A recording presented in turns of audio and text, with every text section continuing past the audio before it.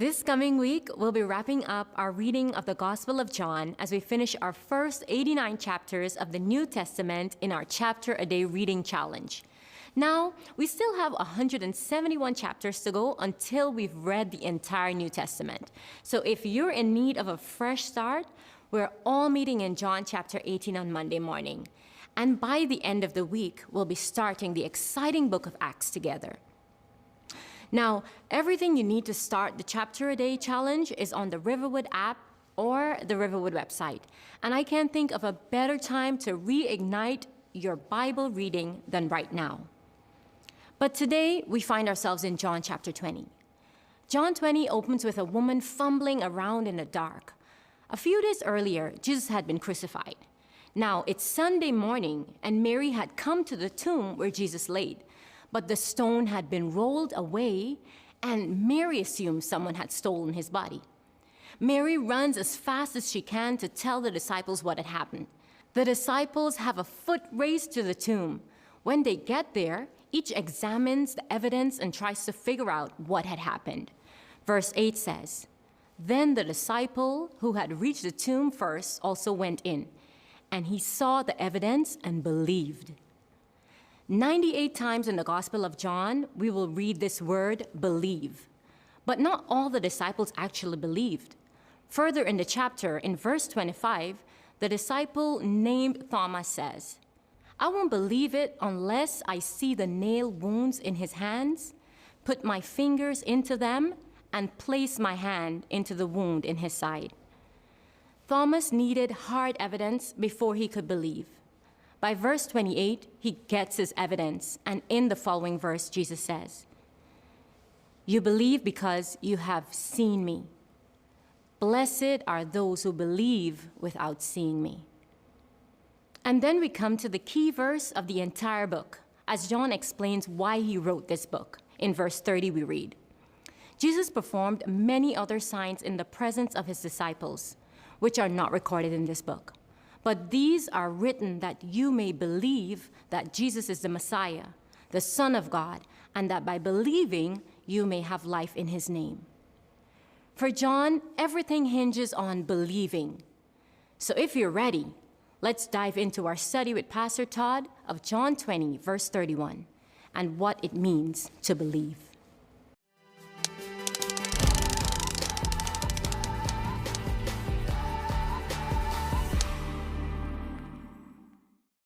I want to begin our final week in this series we're calling I Brain Jesus by telling you a story of a guy named Friedrich. Friedrich was born in 1844 in Germany. His grandfather on his dad's side was a pastor, a denominational leader, and an author that wrote about the reasons Christianity can be believed. His grandfather on his mother's side was also a pastor, and his father was a pastor who was appointed to his church by the king himself. In 1864, at the age of 20, Friedrich followed in his grandfather's and father's footsteps and enrolled in theological studies, and it was expected that one day he might enter the ministry as a pastor.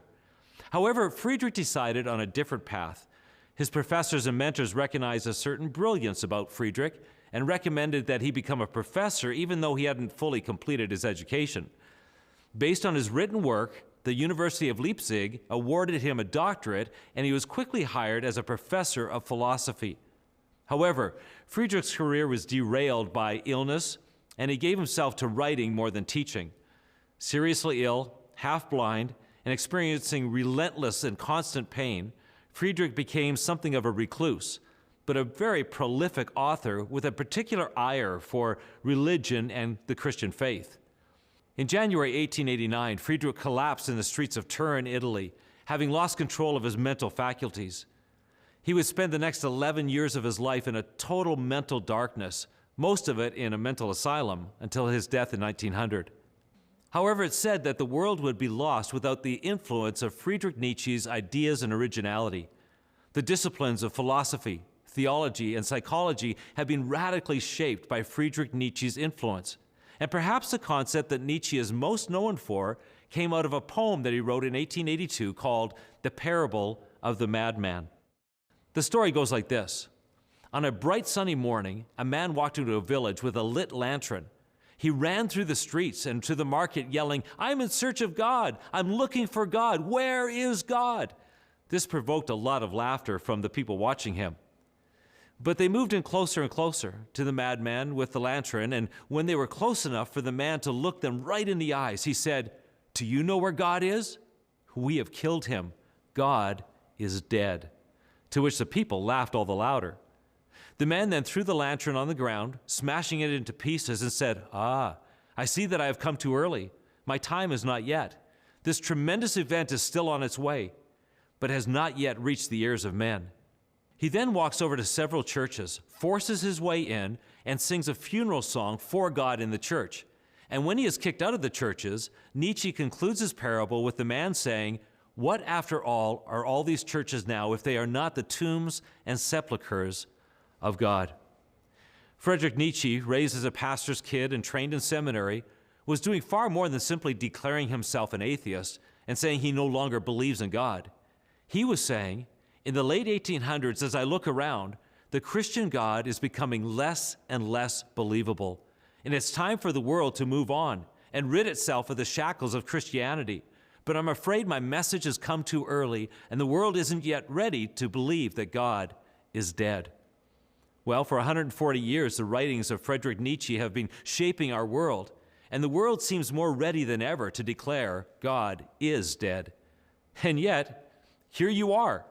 So either you never got the memo that God is dead, or remarkably, in our hyper-secularized world, you still believe that God is not only alive, but is still ruling the universe and is worthy of the best of your worship, loyalty, devotion, and adoration. But how? Given all the advances in the world and in science over the last 140 years, how can you actually think and trust and believe that there's a God? And that God sent his son Jesus, and that Jesus walked this earth, performed miraculous signs, was arrested and crucified, and rose from the dead 3 days later, winning the unwinnable fight against sin and death, transforming the power of his win into what we classically call salvation. Nietzsche and the secular world we live in today would say, "You're believing a fairy tale. You can't possibly point to a shred of evidence or proof that it's real. You must have an emotional need to feel like your life has meaning and value and purpose, so you cling to a dead God because you can't accept that God is dead.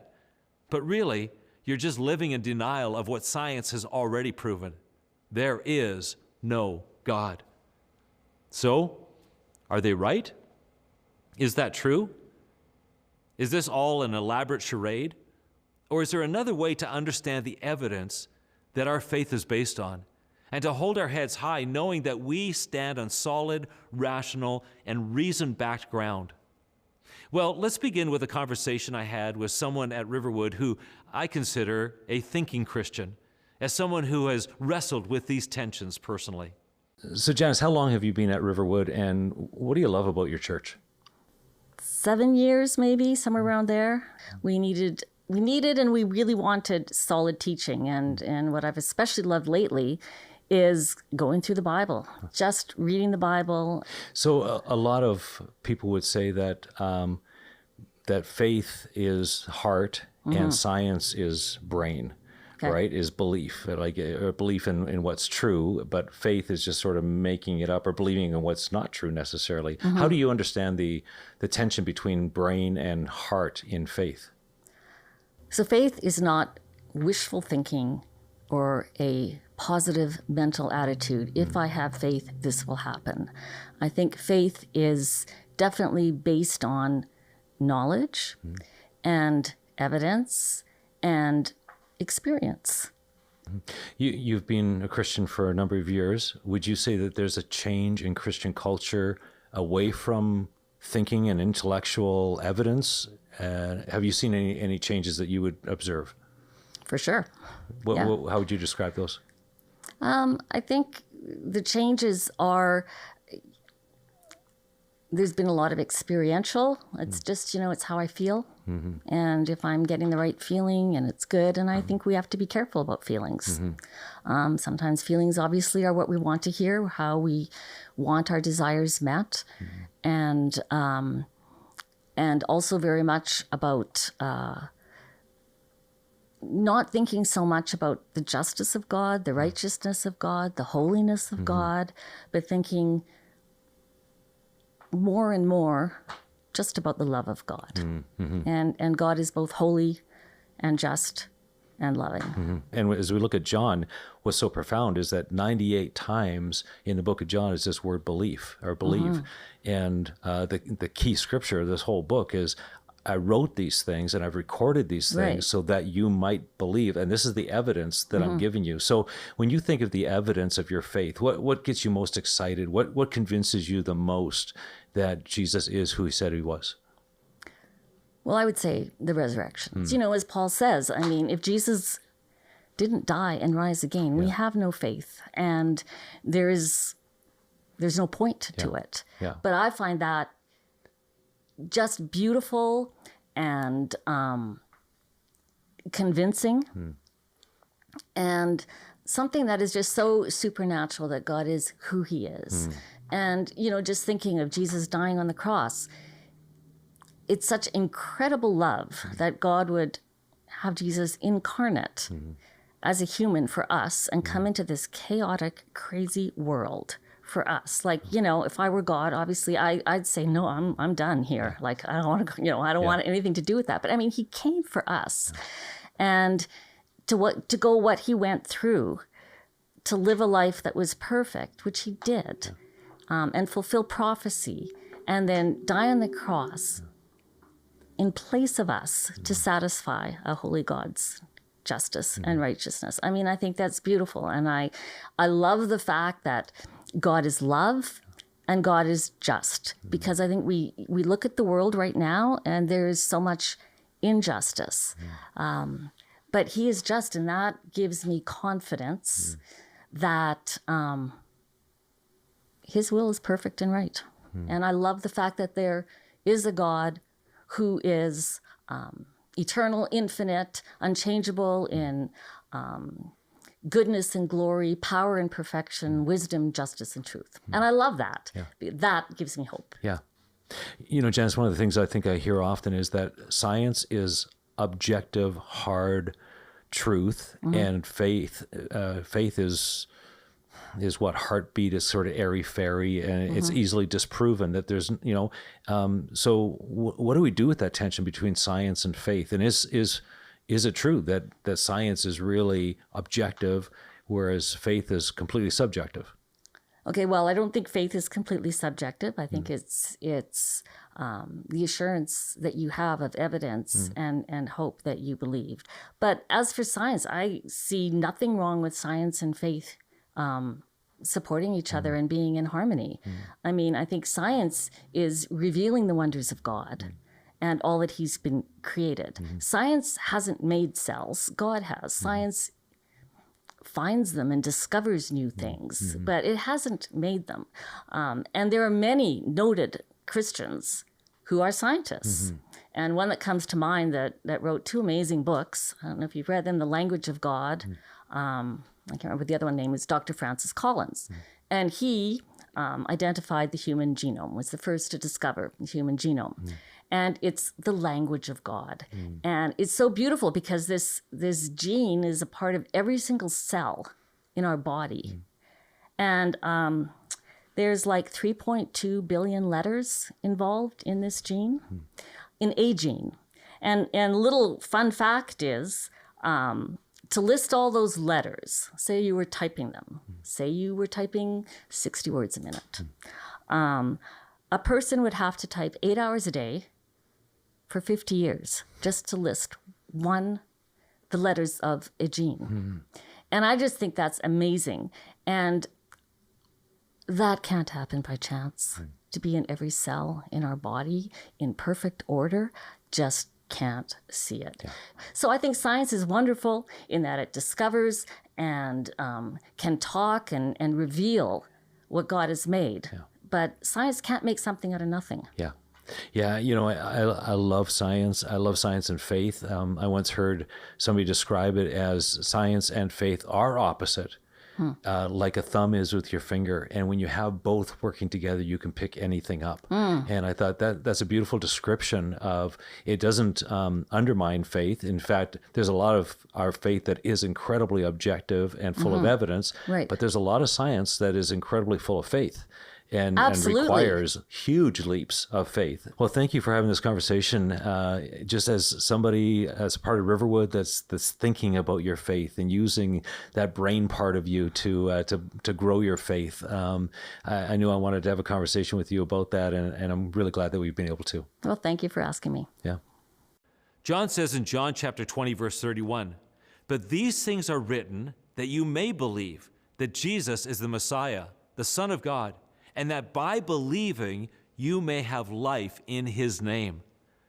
Now, that might have been a lot easier in one way if you were living in the time of Jesus and John, in that you might have either seen the miracles of Jesus, or you might have known someone who was healed by Jesus, or you might have known John, or all this Jesus stuff was at least current and happening in your world. But what about now? We're 2,000 years removed.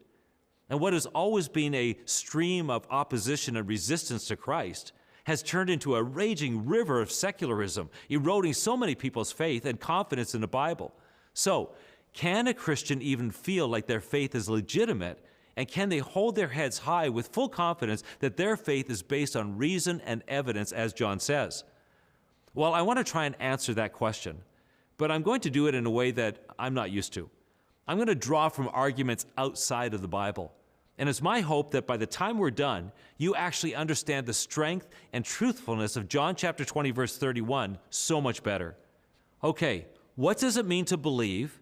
And has secularism, or atheism, or humanism, or science made belief outdated and obsolete? Answer number one, the "there is only one reasonable conclusion" argument is flawed. Many people assume or conclude that science and reason naturally will lead you far away from God. A few minutes ago, Janice mentioned having her faith strengthened by a man named Francis Collins. What you may not know is that Collins was a highly convinced and committed atheist. In an interview, he told of how he studied quantum mechanics at Yale and concluded that all this stuff about religion and faith was a carryover from an earlier irrational time.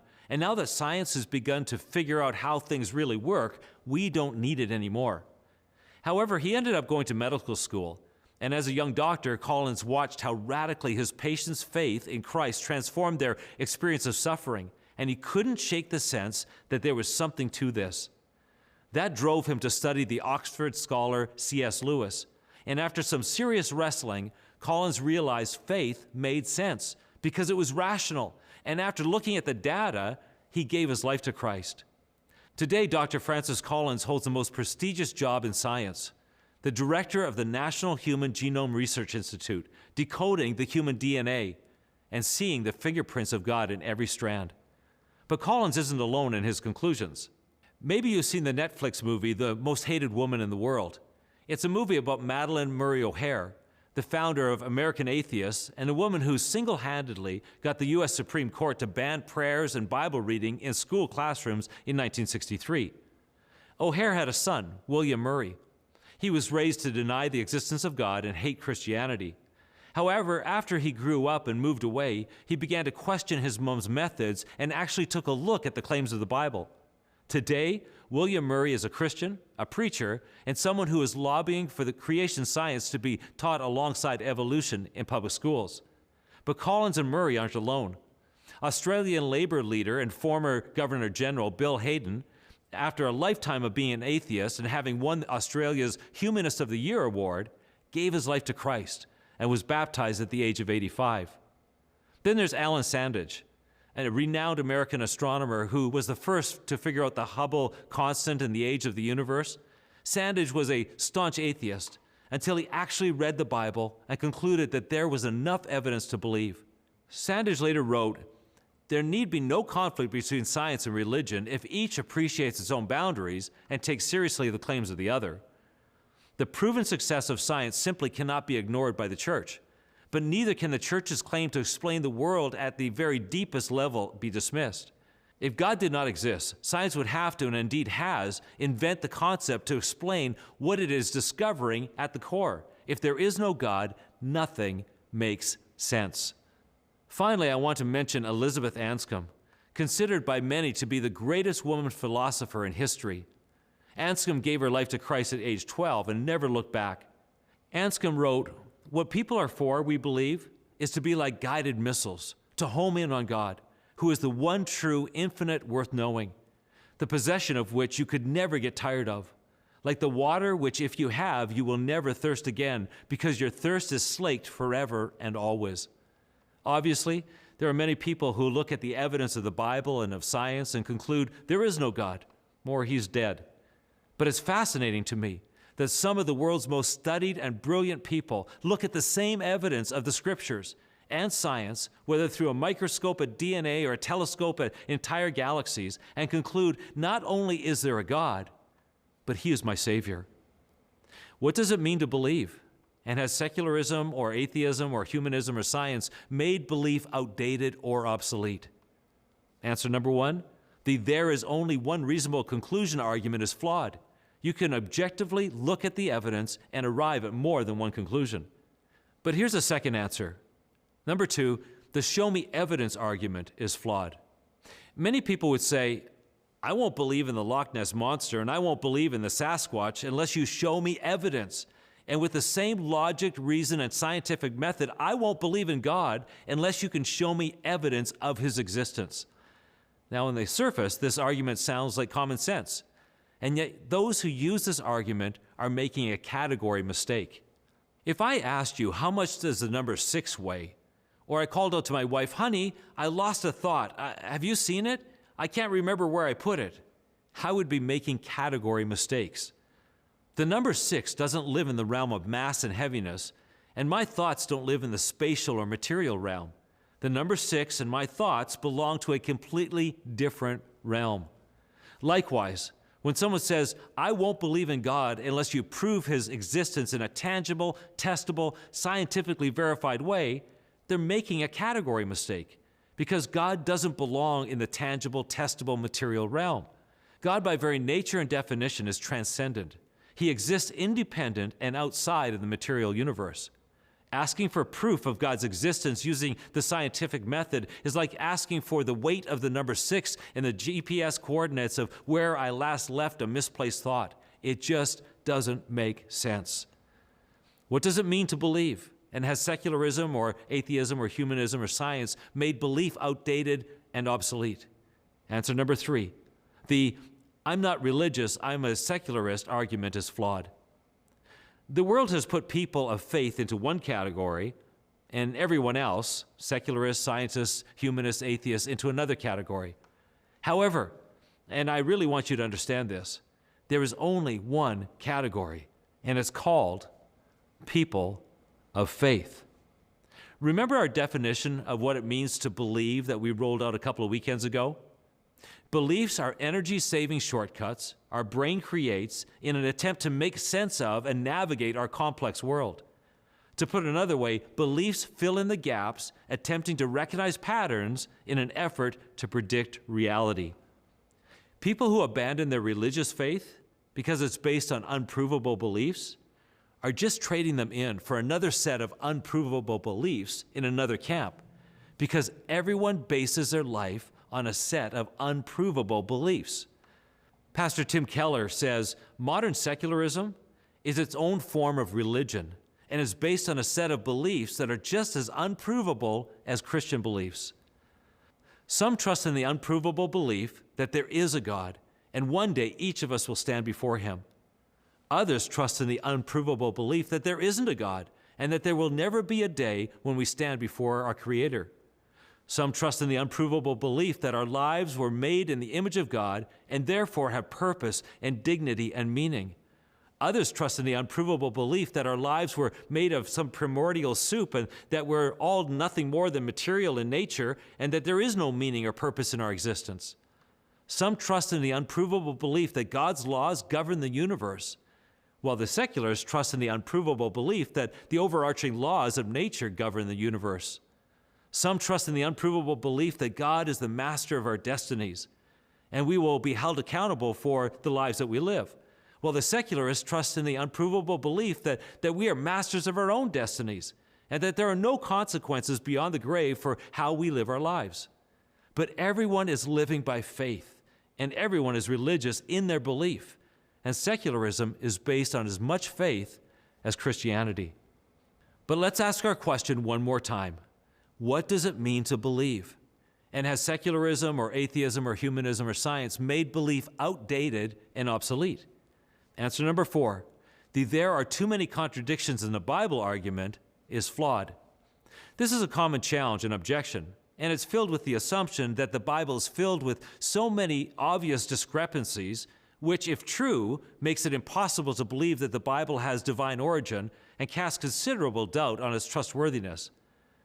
Are there difficult passages in the Bible? Absolutely. Are there obvious inaccuracies and contradictions? Actually, no. If you're interested in digging deeper into this, there are so many books that deal with the challenging passages and apparent contradictions head on. And what we find is that with some further investigation, most of the conflicts are solved. It's actually a fun study, and I'd encourage you to take some time to understand the apparent contradictions and how they are investigated. But with the short time I have left, I want to highlight another set of contradictions, those that exist in the other camp, because I find this fascinating. Every single day, we bump into this glaring contradiction. Secular people, whether they're agnostic, atheists, or just humanistic, but let's just simply group them into this group that argue that there is no God and that you can't believe the Bible and there's no absolute truths. So here's the contradiction. Secular people who hold tightly to two particular values: equal human rights and universal benevolence, or this idea that we all have this obligation to take care of the poor, the needy, the vulnerable, and those at risk.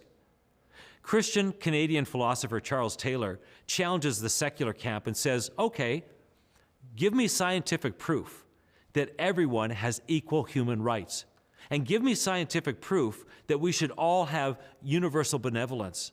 And he says it's impossible to do because those moral values and all moral values are always matters of faith. In fact, not only are they unprovable and matters of faith, but they completely contradict the "there is no God" position. And this drove Friedrich Nietzsche nuts. I don't mean that that's what led to his mental breakdown at the end of his life, but it was the contradiction that really got under his skin. Nietzsche said, the idea of human rights and universal benevolence completely makes sense if you believe that there's a God who created everyone and put his image on everyone. If that's your position, then treat others with dignity, respect, love, and kindness. That makes total sense.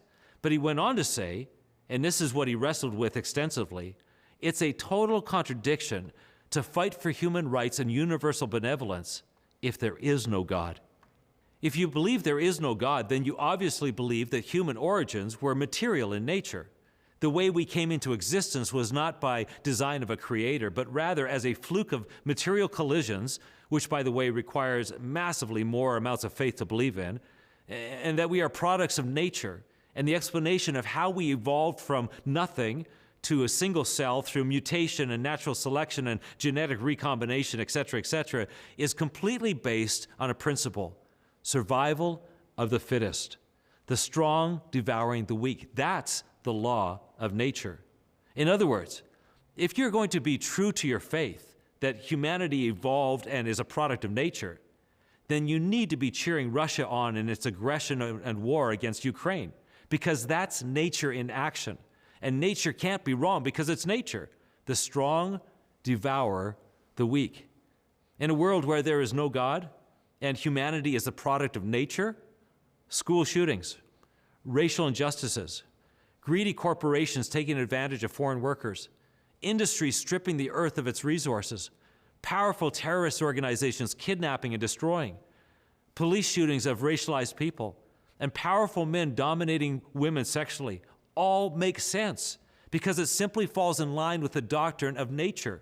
The strong devour the weak. Survival of the fittest is what led to our existence and that will continue to ensure our existence.